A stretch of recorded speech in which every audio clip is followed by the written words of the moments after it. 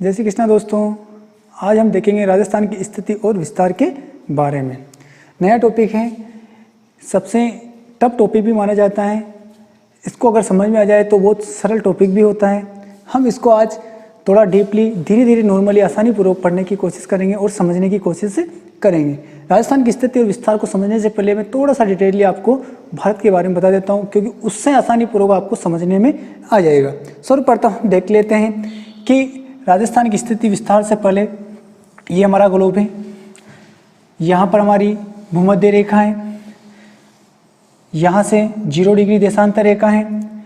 हमारा भारत यहाँ पर स्थित है। यहाँ भारत के मध्य से 23.5 डिग्री कर्क रेखा गुजर रही है। यहाँ पर है 0 डिग्री भूमध्य रेखा। इस आधार पर हम देखने की कोशिश करते हैं कि ग्लोब के आधार पर हम बात करते हैं तो भूमध्य रेखा के भारत कौन से गोलार्ध में स्थित है? उत्तरी गोलार्ध में स्थित है। और 0 डिग्री देशांतर की अगर बात करते हैं तो देशांतर के किस तरफ स्थित है? पूर्व में स्थित है।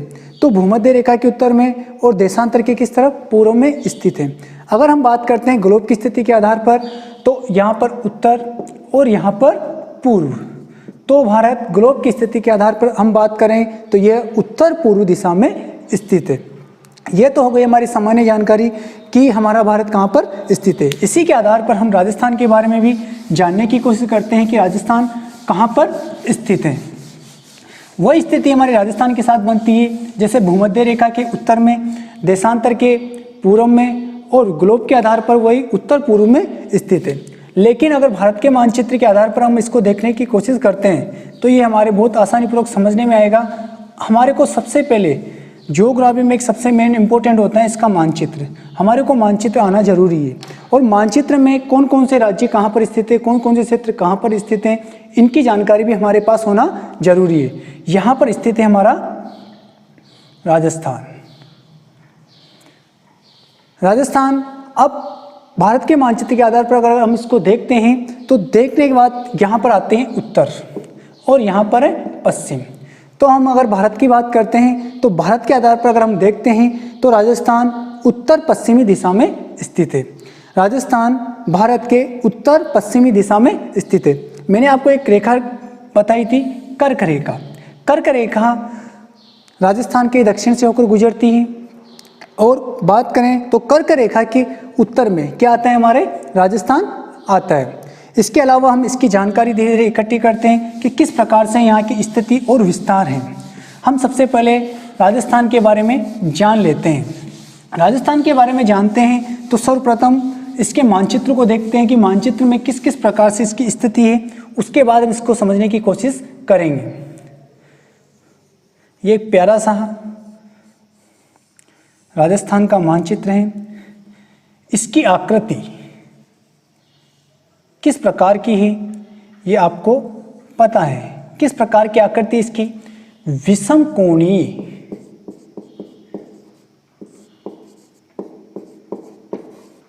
चतुर्भुजाकार, चतुर्भुजाकार, या हम कह सकते हैं पतंगाकार। राजस्थान की आकृति विषम कोणीय, चतुर्भुजाकार या पतंगाकार। और जबकि हम भारत की बात करते हैं तो भारत की आकृति किस प्रकार की? चतुर्भुजाकार की आकृति है। सर्वप्रथम हमने इसमें देखने की कोशिश की कि इसकी आकृति विषम कोणीय, चतुर्भुजाकार और पतंगाकार। लेकिन ये शब्द भी सर्वप्रथम किसके द्वारा कहे गए थे? ये सबसे इंपॉर्टेंट आता है कि आकृति विषम कोणीय, चतुर्भुजाकार या पतंगाकार किसके द्वारा बताए गए? तो ये बताया गया था T.H. हेंडले मोहद्दे के द्वारा। किसके द्वारा बताया गया? सबसे मोस्ट इंपोर्टेंट क्वेश्चन का बन के आता है कि राजस्थान की आकृति विषम कोणीय, चतुर्भुजाकार या पतंगाकार किसके द्वारा कहा गया? तो वो किसके द्वारा? T.H. हेंडले मोहद्दे के द्वारा कहा गया था।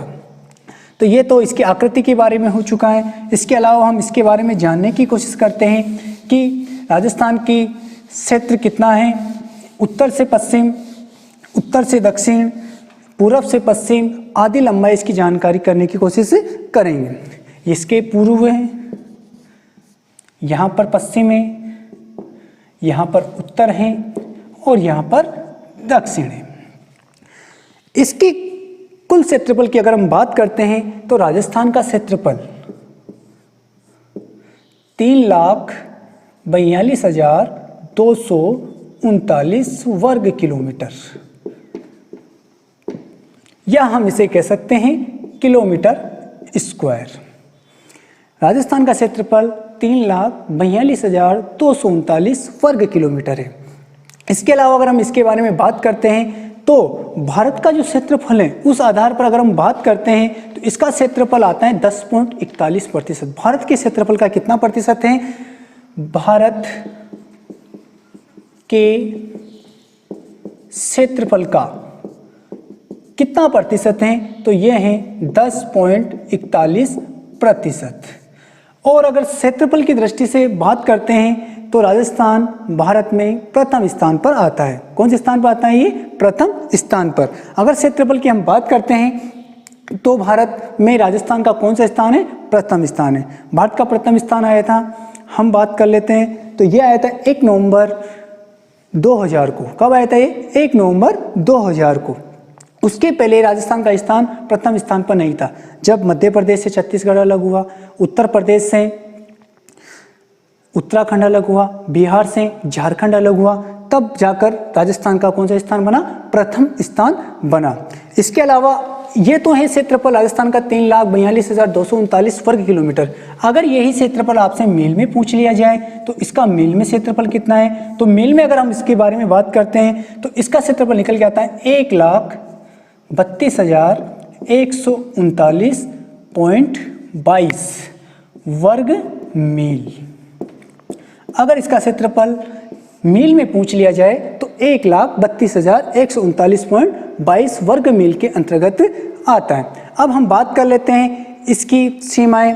पूर्व से पश्चिम की लंबाई की बात कर लेते हैं, उत्तर से दक्षिण की लंबाई की बात कर लेते हैं। तो हम इसके साथ साथ दोनों लंबाइयाँ भी इसकी ज्ञात कर सकते हैं कि इसकी लंबाइयाँ कितनी है, पूर्व से पश्चिम से और उत्तर से दक्षिण की लंबाई। तो इसकी पूर्व से पश्चिम की लंबाई 869 किलोमीटर, उत्तर से दक्षिण की लंबाई कितनी है? 826 किलोमीटर। तो कहने का मतलब यह है कि पूर्व से पश्चिम की लंबाई राजस्थान की क्या है? ज़्यादा है, और उत्तर से दक्षिण की लंबाई क्या है? कम है। इन दोनों में कितने किलोमीटर का अंतर है? 43 किलोमीटर का अंतर है। क्वेश्चन आ जाए कि पूर्व से पश्चिम, उत्तर से दक्षिण की लंबाई में कितने किलोमीटर का अंतर है? तो कितने किलोमीटर का अंतर है? वो 43 किलोमीटर का अंतर है। इसके अलावा हम इसमें बात कर लेते हैं कि पूर्व में कौन सा स्थान है, पश्चिम में अंतिम स्थान कौन सा है, उत्तर में अंतिम स्थान कौन सा है और दक्षिण में अंतिम स्थान कौन सा है। तो पूर्व की बात करते हैं तो पूर्व में है सिलान गांव, और सिलान गांव राजाखेड़ा तहसील। कौन सा? धौलपुर। पूर्वतम कौन सा है यहाँ पर? सिलान गांव, राजाखेड़ा तहसील और धौलपुर। पश्चिम की बात कर लेते हैं तो पश्चिम में है कटरा सम तहसील, और जिला कौन सा है? जैसलमेर। उसी प्रकार हम उत्तर में बात करते हैं तो उत्तर में आता है कोणागांव, श्री गंगानगर में, गंगानगर तहसील का कोणागांव, और जिला कौन सा है? श्री गंगानगर इसका जिला है। हम दक्षिण की बात कर लेते हैं तो दक्षिण में आता है हमारे बोरकुंड। दक्षिण में कौन सा है? बोरकुंड। बोरकुंड, कुशलगढ़, बांसवाड़ा। पूर्व से पश्चिम, पूर्व में सिलान गांव, राजाखेड़ा तहसील, धौलपुर। पश्चिम में कटरा गांव, सम तहसील, जैसलमेर। श्री गंगानगर, गंगानगर तहसील का कोणागांव। दक्षिण की बात कर लेते हैं तो बोरकुंड, कुशलगढ़ और बांसवाड़ा स्थित है। यह तो बात हो गई इसकी पूर्व से पश्चिम, उत्तर से दक्षिण में स्थित क्षेत्रों की, कि इसका पूर्वतम बिंदु कौन सा है, पश्चिमतम बिंदु कौन सा है, उत्तरतम बिंदु कौन सा है और दक्षिणतम बिंदु कौन सा है। बात कर लेते हैं हम इसमें कि यहां से होकर एक रेखा गुजरती है, उस रेखा का नाम है कर्क रेखा। ये कितने डिग्री अक्षांश पर है? 23.5 डिग्री अक्षांश पर। कर्क रेखा राजस्थान के दक्षिण से होकर गुजरती है और दक्षिण की भी अगर बात करते हैं तो बांसवाड़ा के कुशलगढ़ और डूंगरपुर के गलियाकोट से होकर ये रेखा गुजरती है। अगर इसकी लंबाई की बात कर लेते हैं तो राजस्थान में इसकी लंबाई है 26 किलोमीटर। क्वेश्चन आ जाए कि राजस्थान में कर्क रेखा की लंबाई कितनी है? 26 किलोमीटर। इसके अलावा हम बात करते हैं तो किरणों के आधार पर। अब इसमें हम किरणों के आधार पर देखने की कोशिश करते हैं तो सूर्य की सीधी जो किरणें पड़ती हैं कर्क रेखा पर वो पड़ती हैं 21 जून को। कब पड़ती हैं वो? 21 जून को। जब 21 जून को सूर्य की किरणें यहाँ पर सीधी पड़ती हैं तो हमारे पूरे भारत में टेम्परेचर बढ़ जाता है। तो टेम्परेचर भारत में बढ़ेगा तो राजस्थान में भी बढ़ेगा। राजस्थान के दक्षिण में कौन सी रेखा गुजरती है? कर्क रेखा। कर्क रेखा के आधार पर अगर हम बात करते हैं तो कर्क रेखा के उत्तर में स्थित है हमारा राजस्थान। तो इस आधार पर यहाँ की जलवायु कौन सी पाई जानी चाहिए? उपोष्ण कटिबंधीय जलवायु पानी चाहिए। लेकिन मेन कारण क्या है? यहाँ पर मरुस्थलीय क्षेत्र होने की वजह से यहाँ पर उष्ण गर्मी का मौसम मिलता है, क्योंकि जो रेतीला भाग होता है उसकी एक खासियत होती है। खासियत क्या होती है कि उसमें दाने होते हैं मोटे मोटे दानों की एक खासियत होती है, जितना अधिक वो गर्म होता है उतना अधिक क्या होता है? वो ठंडा होता है। तो यहाँ का दिन का टेम्परेचर बहुत अधिक होता है, जबकि रात का टेम्परेचर क्या होता है? यहाँ पर कम होता है। तो इस प्रकार से हमने देखा कि 21 जून को, तो हम बात कर लेते हैं सर्वप्रथम यहाँ पर। तो पूर्व में सर्वप्रथम सूर्य की किरण कहाँ पर आकर गिरेगी? हमारे धौलपुर के अंदर। अगर धौलपुर नहीं आए ऑप्शन में तो सिलानगांव नहीं आए तो राजाखेड़ा तहसील। तो सर्वप्रथम सूर्य की किरणें कहाँ पर आकर गिरेगी? हमारे सिलानगांव में। और सबसे अंत में कहाँ जाकर गिरेगी? ये हमारे कटरा गांव सम जैसलमेर के अंतर्गत। ऐसे कहा जाता है कि पूर्व से पश्चिम में पहुंचने पर लगभग 36 मिनट का समय लगता है। 36 मिनट लगभग लगता है। अब आपके दिमाग में एक क्वेश्चन आया होगा कि 36 मिनट कैसे लगे? तो 36 मिनट को समझने के लिए हमें अक्षांश और देशांतर आना जरूरी है। मैंने आपको कल अक्षांश और देशांतर वाला टॉपिक बताया था, तो उस टॉपिक के आधार पर हम इसमें अक्षांश और देशांतर निकाल सकते हैं। मैं आपको एक छोटा सा अक्षांश और देशांतरों के बारे में बता देता हूँ कि राजस्थान की अक्षांश और देशांतरीय विस्तार। अक्षांश समकोण रूप में होते हैं तो वो इस प्रकार से चलेंगे। तो कहाँ से स्टार्टिंग होगा? यहाँ से। तो 23 डिग्री 3 से 30 डिग्री 12 क्या आएगा यहाँ पर?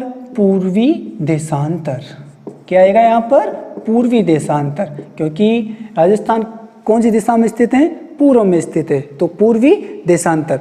उसी प्रकार 0 डिग्री देशांतर से समय स्टार्टिंग होता है, तो इस प्रकार से वो वहाँ से 0 1 2 3 4 5, तो इस प्रकार से वो इस तरफ आएगा। तो हम देख सकते हैं कि यहाँ का अक्षांश से विस्तार तो हमने देखा 23 डिग्री 3 से 30 डिग्री 12 पूर्वी देशांतर। उसी प्रकार हम यहाँ पर देशांतर स्थिति को भी ज्ञात कर सकते हैं। तो देशांतर स्थिति यहाँ पर है 69 डिग्री 30 से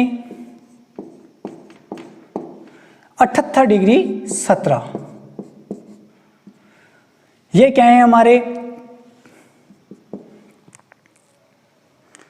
सॉरी, यहां पर आएगा हमारे उत्तरी अक्षांश। ये देशांतर नहीं है, उत्तरी अक्षांश। और यहां पर क्या आएगा हमारे? पूर्वी देशांतर। तो 69 डिग्री 30 से 78 डिग्री 17। मैंने आपको कहा था कि पूर्व से पश्चिम में पहुंचने पर लगभग समय कितना लगता है? 36 मिनट लगता है। मैंने आपको समय निकालना भी बताया था। 1 डिग्री देशांतर में कितने मिनट होते हैं? 4 मिनट होते हैं। कितने होते हैं? 4 मिनट होते हैं। उस आधार पर हम इसमें समय निकाल सकते हैं। बहुत आसान सा सरल सा तरीका है। आप इसका स्क्रीनशॉट ले सकते हो, अपने पास रख सकते हो। मैं अब इसको मिटाकर कुछ आगे बताता हूँ आपको।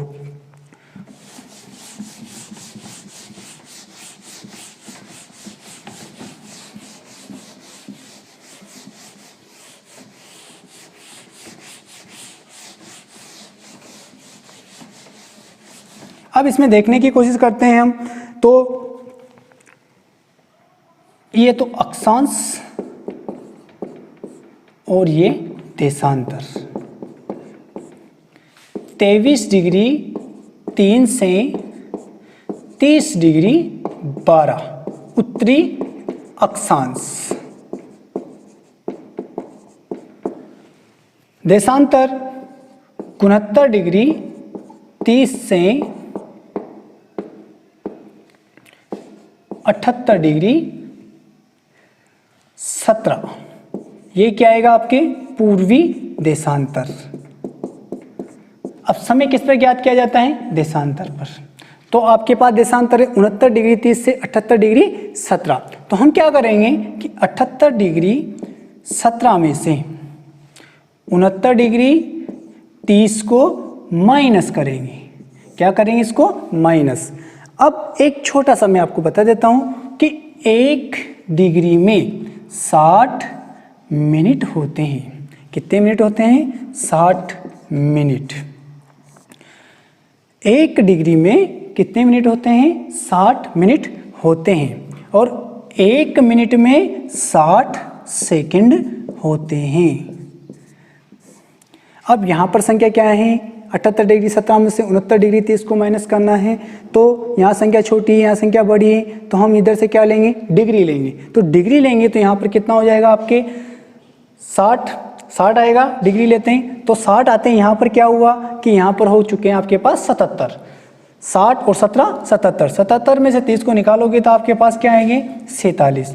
अब यहाँ पर क्या हुआ, 77 बच गए, 77 में से 69 को निकालेंगे तो 69 को निकालते हैं, यहाँ पर कितना बच गया आपके पास, 8 डिग्री 47 मिनट। अब इसको हम किस में कन्वर्ट करेंगे, समय में कन्वर्ट करेंगे।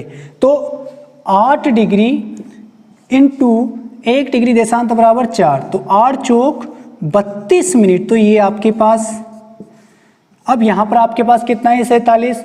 इसको देशांतरों में कन्वर्ट करने के लिए वही 4 से क्या करेंगे, गुणा करेंगे। 4 से गुणा करेंगे तो 7 चौक 28, 4 चौक 16, 2 18, आपके पास 188 सेकेंड।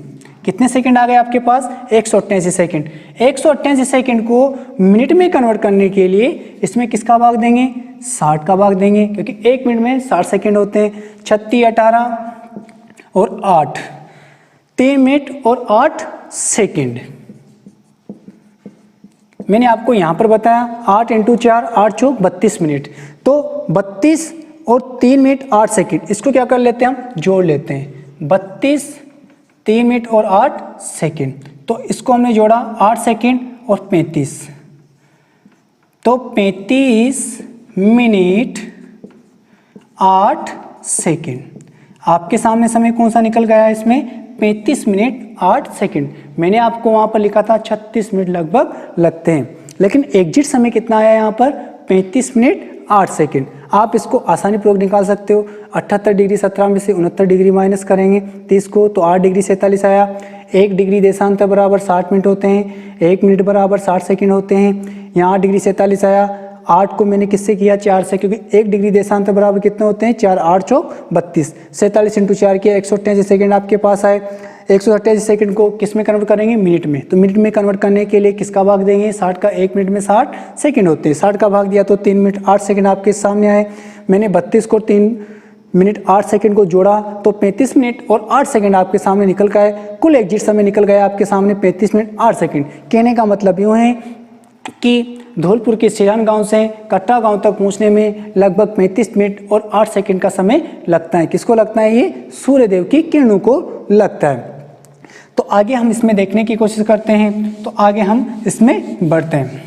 इसके अलावा अगर हम बात करते हैं कर्क रेखा की, तो कर्क रेखा हमारे राजस्थान के दक्षिण से गुजरती है। और अगर भारत की बात करते हैं तो भारत के लगभग 8 राज्यों से होकर कर्क रेखा गुजरती है। कितने राज्यों से होकर गुजरती है, 8 राज्यों से। आप इसको एक छोटे से तरीके से भी याद रख सकते हो, राम झा के 6 पंगु मित्र हैं।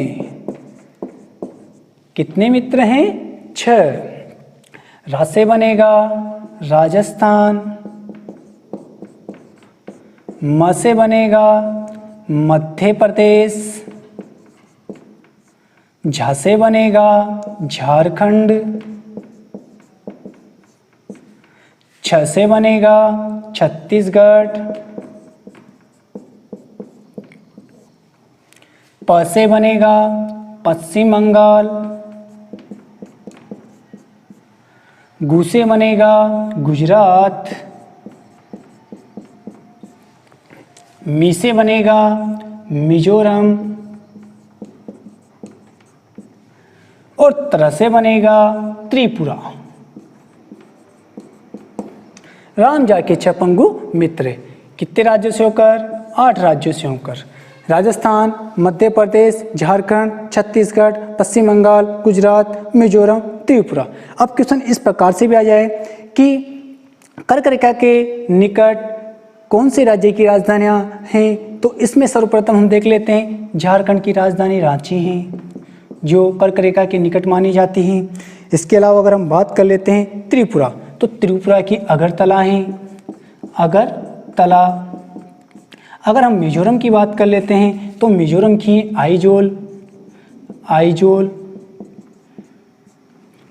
इसके अलावा अगर हम बात करते हैं तो मध्य प्रदेश की राजधानी कौन सी है? भोपाल। वो किसके निकट मानी जाती है?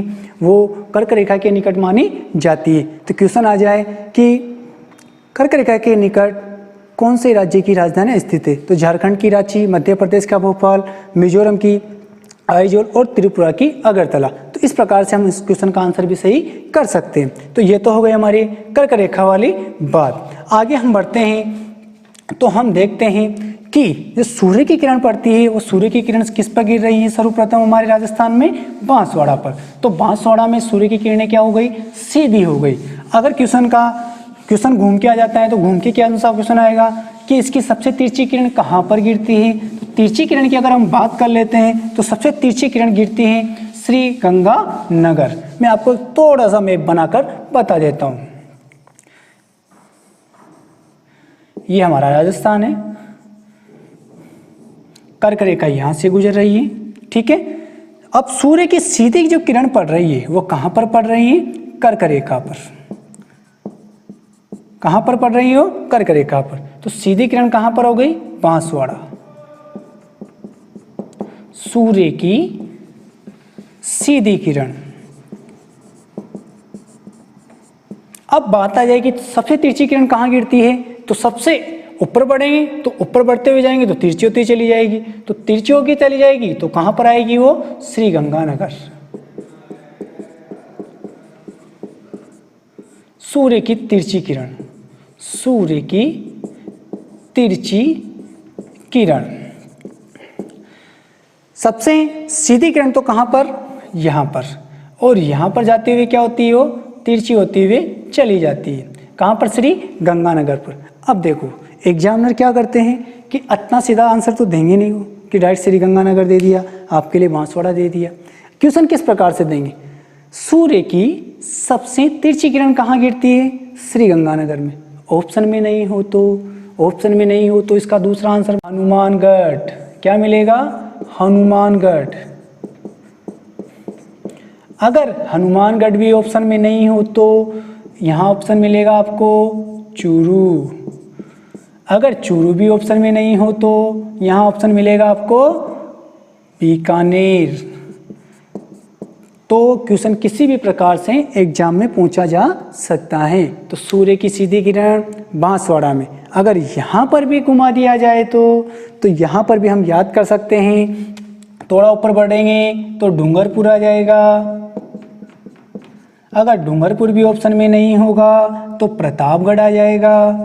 तो आप इसका आंसर लगा सकते हो आसानी पूर्वक। सूर्य की सीधी किरणें बांसवाड़ा, ऑप्शन नहीं हो तो डूंगरपुर ऑप्शन नहीं हो तो प्रतापगढ़। उसी प्रकार सफेद तिरछी किरण श्री गंगानगर, ऑप्शन में नहीं हो तो हनुमानगढ़ ऑप्शन में नहीं हो तो चूरू, और चूरू भी ऑप्शन में नहीं हो तो बीकानेर। इस प्रकार से हम इसकी सूर्य की सीधी किरणों के बारे में और तिरछी किरणों के बारे में ऑप्शन में आंसर को सही कर सकते हैं। हम आगे देखते हैं तो इसके जो क्षेत्रफल हमने देखा कि राजस्थान क्षेत्रफल की दृष्टि से भारत में प्रथम स्थान पर है। राजस्थान का क्षेत्रफल 3,42,239 वर्ग किलोमीटर है। मैंने मील में भी आपको बताया। इसके अलावा ये भारत के क्षेत्रफल का लगभग 10.41% है। कितना प्रतिशत है? 10.41%। इसके अलावा अगर हम बात कर लेते हैं पूरे विश्व से तुलना करते हैं तो राजस्थान विश्व में 128 देशों से अधिक क्षेत्रफल रखता है। विश्व में लगभग 203 या 4 देश हैं, उनमें भी 128 देशों से ज़्यादा किसका क्षेत्रफल है, हमारे राजस्थान का क्षेत्रफल है। उसमें हम कुछ देशों के बारे में तुलना कर सकते हैं क्योंकि वो देश दुनिया में बहुत विशाल भी हैं, विकसित देश भी माने जाते हैं। उनसे भी अधिक क्षेत्रफल किसका मिलेगा, हमारे राजस्थान का मिलेगा। अगर हम तुलना कर लेते हैं तो इसके अंतर्गत हम बात कर लेते हैं जैसे जर्मनी की अगर मैं बात करूं तो जर्मनी के लगभग बराबर हैं, क्षेत्रफल की दृष्टि से बराबर। दूसरे नंबर पर बात करूं ब्रिटेन से, तो ब्रिटेन से थोड़ा छोटा है। क्या है, थोड़ा छोटा है। जिस ब्रिटेन ने पूरे विश्व में अपने 80 उपनिवेश बनाए, वो भी थोड़ा सा क्षेत्रफल में राजस्थान से बड़ा है। अब आप अंदाजा लगा सकते हो कि ब्रिटेन ने किस प्रकार से 80 देशों को अपना उपनिवेश बनाया था। आगे हम अगर बात करते हैं अगले देश की, तो वह है जापान। अगर जापान से बात करते हैं तो जापान की से ये क्या है, थोड़ा छोटा है। जापान से भी क्या है, थोड़ा छोटा मिलेगा आपको। इसके अलावा अगर हम बात करते हैं इसके अगले देश की, तो वह है श्रीलंका। श्रीलंका से अगर हम इसकी तुलना करें तो श्रीलंका से यह 5 गुना बड़ा। कितना गुना बड़ा है, 5 गुना बड़ा है। इसके अलावा इजराइल, सुनी रखा होगा नाम इजराइल का, छोटा सा देश है लेकिन दुनिया में एक अपनी अलग ही पहचान बनाए रखी हुई है। इजराइल से राजस्थान कितना गुना बड़ा है, 15 गुना बड़ा है। 15 गुना बड़ा है। कौन सा राज्य, हमारा राजस्थान, इससे कितना गुना बड़ा है, 15 गुना बड़ा है। तो इस प्रकार से हमने राजस्थान की स्थिति और विस्तार के बारे में देखा। हमने इसमें स्थिति के बारे में आज जाना। अब अगले जो टॉपिक होगा उस टॉपिक के अंतर्गत हम विस्तार के बारे में जानेंगे कि राजस्थान का विस्तार कितना है, राजस्थान के कौन कौन से जिले कौन कौन से राज्यों की सीमाओं से छूते हैं, कौन कौन से इसके निकट स्थित है। तो आपको जो ये टॉपिक है बहुत आसानी पूर्वक समझने में आपको जरूर आया होगा, क्योंकि इतना टफ भी नहीं है तो इतना सरल भी नहीं है। आगे अगले टॉपिक में देखेंगे राजस्थान के राज्य कौन कौन सी सीमाओं से जुड़े हुए हैं, कौन कौन से जिले कौन कौन से उससे जुड़े हुए हैं। थैंक यू, धन्यवाद।